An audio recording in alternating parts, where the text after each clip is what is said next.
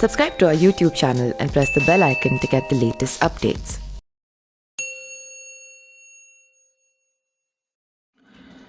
नमस्कार, मैं पिंटू सिंह यादव आप सभी का स्वागत करते हैं न्यूज लाइव में। दोस्तों 17 अक्टूबर को कांग्रेस में अध्यक्ष पद का चुनाव होना है। कांग्रेस नेता और तिरुवनंतपुरम से सांसद शशि थरूर कांग्रेस अध्यक्ष के पद पर चुनाव लड़ने की संभावनाएं तलाश रहे हैं। हालांकि अभी उन्होंने इस पर अंतिम फैसला नहीं किया है और एक चैनल के सूत्रों के मुताबिक अगर मैं बात करूं तो यह जानकारी मिली है कि शशि थरूर ने अपना भी मन बनाया है, लेकिन वह जल्द ही इस पर फैसला भी ले लेंगे।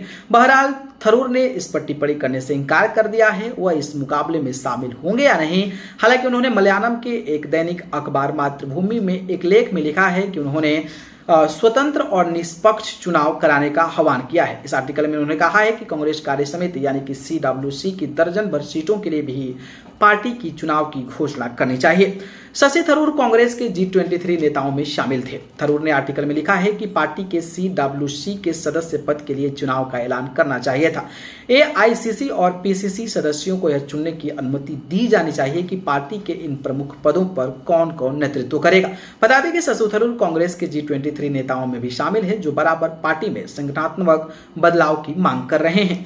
नए अध्यक्ष का चुनाव कांग्रेस को फिर से सक्रिय करने की दिशा में शुरुआत है। तिरुवनंतपुरम सांसद ने लिखा कि फिर भी एक नए अध्यक्ष का चुनाव कांग्रेस को फिर से सक्रिय करने की दिशा में एक शुरुआत है।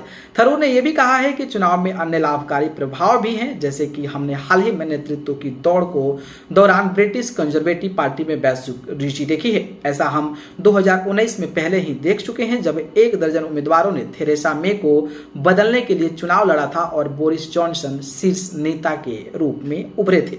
उन्होंने आगे लिखा कि कांग्रेस के लिए इस तरह के परिदृश्य को दोहराने से पार्टी में राष्ट्रीय हित बढ़ेगा और एक बार फिर से कांग्रेस कमेटी की ओर अधिक मतदाताओं का प्रेरणा बढ़ेगा। सबसे ज्यादा जरूरत इस वक्त कांग्रेस अध्यक्ष की। थरूर ने लिखा कि इस कारण से मुझे उम्मीद है कि कई उम्मीदवार विचार के लिए खुद को पेश करने के लिए आगे आ जाएंगे। पार्टी और राष्ट्र के लिए अपने दृष्टिकोण के सामने रखने से निश्चित रूप से जनहित में हलचल होगी। जहां पूरी पार्टी को नवीनीकरण की जरूरत है, वहीं सबसे ज्यादा जरूरत इस वक्त कांग्रेस अध्यक्ष की है।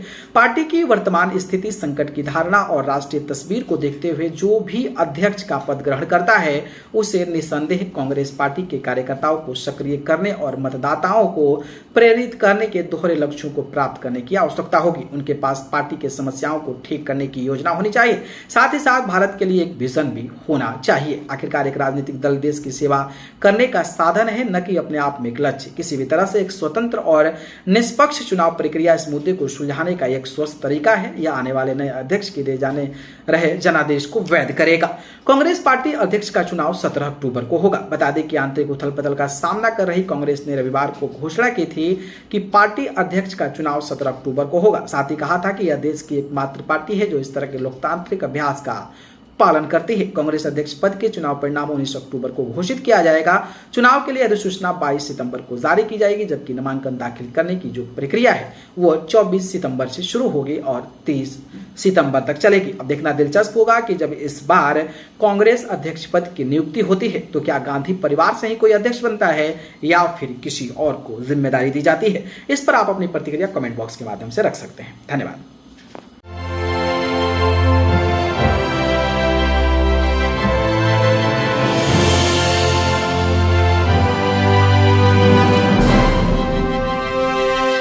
Subscribe to our YouTube channel and press the bell icon to get the latest updates.